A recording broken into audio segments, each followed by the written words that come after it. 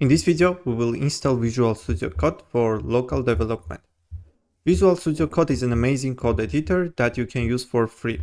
Open Google and search for VS Code.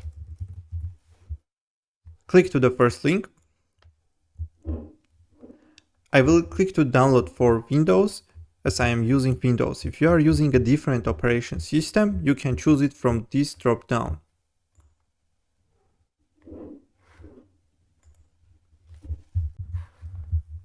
Download process is finished. Let's open installation file. Accept the agreement and click to the next. You can change the default installation path if you want. I will leave the default one. Click to the next, and install.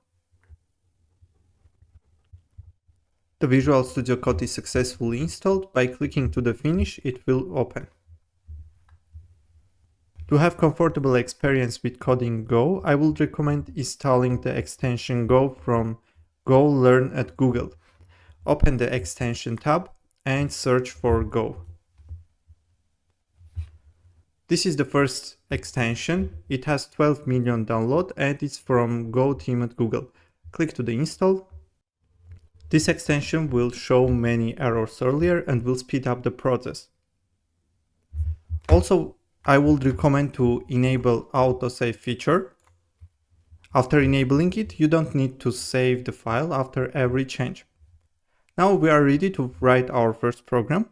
First, let's create a folder where we will store our files. Click to the file, open folder. I want to store it in the C disk. You can choose whatever you want. And click to the new folder. I will call folder name Go and we'll click to the select folder. Now let's create a Go file. Click to the new file and write app.go.